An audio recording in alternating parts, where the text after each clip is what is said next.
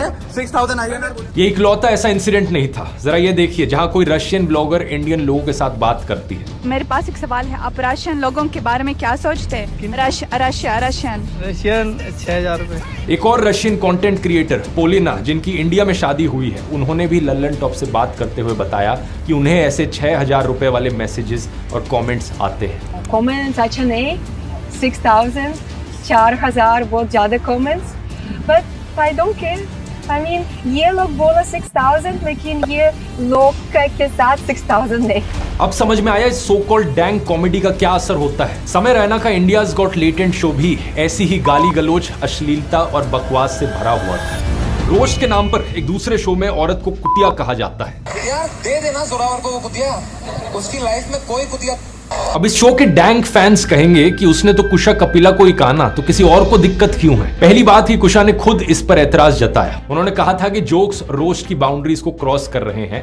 Shockingly unkind jokes थे। बहुत सारी बाउंड्रीज इवन स्टैंड अप के दायरे से भी, रोस्ट के दायरे से क्रॉस हो गई थी और वो नहीं होनी चाहिए थी। वहां लाइव ऑडियंस और टेक्नीशियंस के आगे तो उन्होंने सहन कर लिया, लेकिन लाखों लोगों के आगे यूट्यूब पर उन्हें प्ले करना, ये उनको डीह्यूमनाइज करने जैसा है। उन्होंने एक इंटरव्यू में ये भी बताया था कि समय रैना के फैंस बहुत टाइम तक उन्हें ट्रोल करते रहे थे। जैसे अगर अभी लड़के चिल्ला रहे हैं समय भाई, ये मेरे कमेंट्स में भी चिल्लाते हैं, पूरे साल चिल्लाए हैं।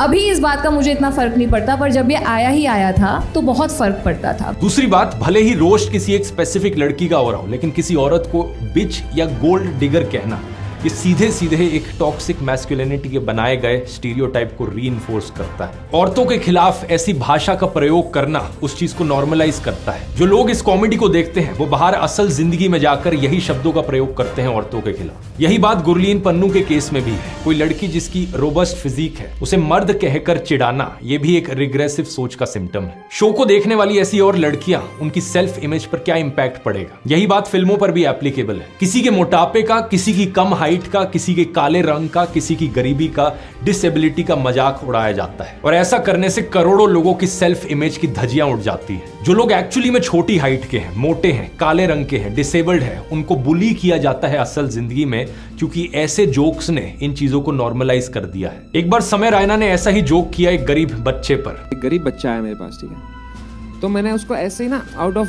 ऐसे 2,000 रुपए का नोट दे दिया, मजे कर जाके, ठीक है। ऐसे का एक दिन आता है कभी साल में, मैंने 2,000 रुपए का नोट दे दिया। जैसे मैंने उसको 2,000 रुपए का नोट दिया ना, उसके 10-15 दोस्त बच्चे आए, भागे, उसको हाथ पकड़ा, उसका खींच रहे, उससे पैसे धक्का मार रहे, वहाँ लड़ाई हो गई। वहाँ पे एक बच्चा प्लेटफॉर्म से नीचे गिर गया, पटरियों पे एक ट्रेन आके उसको कुचल के चली गई। जो 2,000 रुपए मेरे वसूल हुए ना यार,